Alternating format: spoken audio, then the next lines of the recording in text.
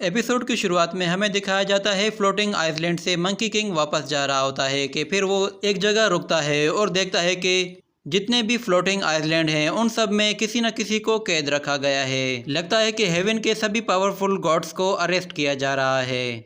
और फिर monkey king के सामने एक फ्लोटिंग आइलैंड नीचे की तरफ आना शुरू हो जाता है, जिसके बाद हमें दिखाया जाता है कि नीचे डाइशिटियन खड़ा होता है और वो उस आइलैंड को नीचे ला रहा होता है। जिसके बाद हमें दिखाया जाता है कि उस फ्लोटिंग आइलैंड में गोटियन कैद होता है और वो डाइशिटियन को देख कर कहता है कि मुझे पूरा यकीन था कि तुम एक दिन यहाँ पे ज़रूर आओगे और आजकल तुम मुझसे बहुत कुछ छुपाने लगे हो। तो डाइशिटियन उससे कहता है कि इसीलिए तो मैं आज यहाँ पे आया हूँ और तुम्हें यहाँ पे अरेस्ट करवाने के सिवा मेरे पास और कोई रास्ता नहीं था, मगर मैं आज वापस आ गया हूँ, आज मैं तुम्हें आज़ाद कर दूंगा। तो गाउटियन कहता है कि मैं काफ़ी दिनों से इसी वक्त का इंतज़ार कर रहा था। हम दोनों बेस्ट फ्रेंड हैं जिन्होंने एक साथ जीने और मरने की कसम खाई थी। और क्या तुम्हें 300 साल पहले की वो लड़ाई याद है? तो डाइशिटियन कहता है कि हाँ, मुझे बिल्कुल याद है, वो लड़ाई तो मैं भूल ही नहीं सकता।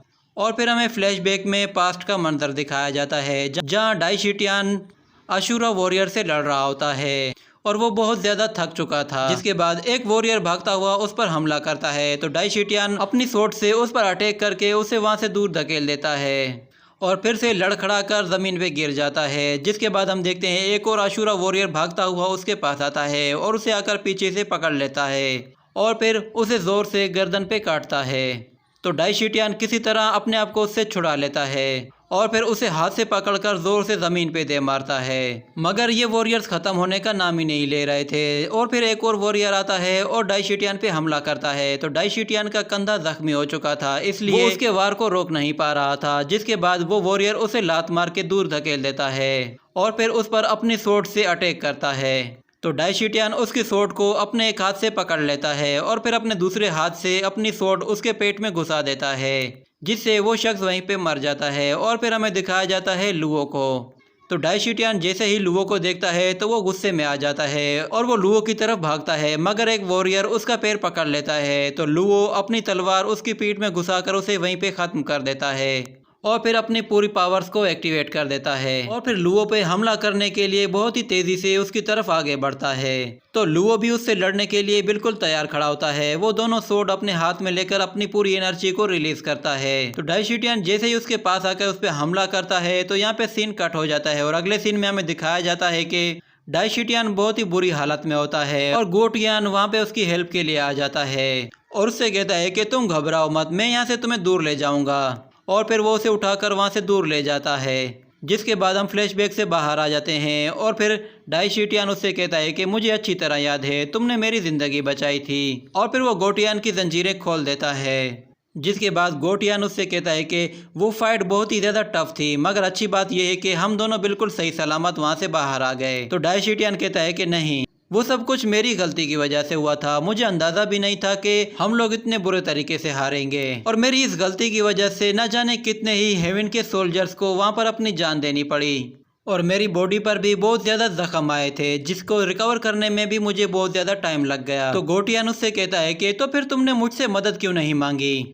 तो डाइशिटियन उससे कहता है कि मैं तुमसे क्या कहता कि गोटियन प्लीज़ मेरी हेल्प करो। नहीं, मैं ऐसा बिल्कुल भी नहीं कह सकता, मैं सब कुछ अपने तरीके से करना चाहता था। और फिर वो अपनी डार्क सोल पावर्स को एक्टिवेट करता है और उससे कहता है कि देखो अब मुझे ये पावर्स मिल चुकी हैं और इन पावर्स की वजह से अब मुझे किसी भी दर्द की परवाह नहीं और ना ही मेरे दिल में किसी किस्म की कोई हिचकिचाहट है, बल्कि मैं तो बहुत ही खुश हूँ डार्क सोल को एक्सेप्ट करके।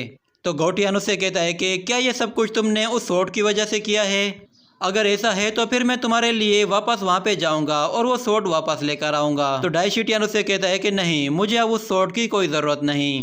तो गोटियन गुस्से से उससे कहता है कि अच्छा तो ऐसी बात है, तुम्हें अच्छी तरह याद होगा कि मैंने तुम्हें बताया था कि मुझे डार्क सोल से कितनी ज़्यादा नफरत है। ये कहते ही गोटियन अपनी पावर से एक्टिवेट कर देता है और डाइशिटियन से कहता है कि अब ये लड़ाई हम दोनों में से किसी एक की मौत पर ही ख़त्म होगी। तो डाइशिटियन उससे कहता है कि तुम मुझे गलत समझ रहे हो। मैंने अपनी गलती तुम्हारे सामने इसलिए एक्सेप्ट की ताकि मैं तुम्हें समझा सकूं कि डार्क सोल में कन्वर्ट होने में कोई प्रॉब्लम नहीं है। और अब मैंने फैसला कर लिया है कि मैं साकिंग पैलेस में जाऊंगा और अपनी पास्ट लाइफ की तमाम गलतियों को मिटा दूंगा। तो ये सुनकर गोटियन थोड़ा सा शांत हो जाता है और उससे कहता है कि क्या ये वाकई में पॉसिबल है। तो डाइशिटियन उसके सामने झुक जाता है और उसे रिक्वेस्ट करते हुए कहता है कि मैं इसके लिए क्वालिफाइड नहीं हूँ, प्लीज तुम मेरे लिए ये काम कर दो। तो गोटियन उससे कहता है कि अगर तुम मेरे सामने पहले ही ये बातें कन्फेस कर लेते तो शायद इतनी ज्यादा प्रॉब्लम ना होती और अब तुम्हें स्टेप बैक करने की कोई जरूरत नहीं है और तुम अब से बेफिक्र हो जाओ। मैं तुम्हारे बारे में किसी को भी कुछ नहीं बताऊंगा। आज से किसी को भी पता नहीं चलेगा कि तुम डार्क सोल में कन्वर्ट हो चुके हो। तो डाइशिटियन उसका हाथ पकड़कर कहता है कि तुम मेरे सबसे बेस्ट फ्रेंड हो और तुम मुझे कभी भी हार मानने नहीं देते। ये कहते ही डाइशिटियन उसकी हथेली को मरोड़ देता है जिससे गोटियन को बहुत ही तकलीफ होती है और फिर डाइशिटियन अपनी बहुत सारी स्वॉर्ड उसके पेट में घुसा देता है और फिर गोटियन से कहता है कि तुम्हारे लेवल के गॉड को मारना इतना आसान काम नहीं है और वैसे भी कितनी शर्म की बात है, तुम जानते भी हो कि मैं अब डार्क सोल में कन्वर्ट हो चुका हूँ, तो फिर तुम मुझ पर भरोसा कैसे कर सकते हो। ये कहते ही वो उसे हाथ से धक्का दे देता है और वो सारी स्वॉर्ड उसकी बॉडी से बाहर आ जाती है और वो नीचे जा गिरता है। और फिर डाइशिटियन उससे कहता है कि हम दोनों जैसे जीनियस बंदे भी इमोशंस की वजह से मुसीबत में पड़ जाते हैं, इसीलिए मैंने डार्क सोल को एक्सेप्ट किया है ताकि इन सभी इमोशन से मैं अपनी जान छुड़ा सकूं। और तुम हमेशा पास्ट लाइफ की ही बातें करते हो जबकि मैं हमेशा आने वाले वक्त के बारे में सोचता हूँ। और वैसे भी अब मैं एक नई दुनिया बनाऊंगा जिसे तुम बिल्कुल भी नहीं देख पाओगे।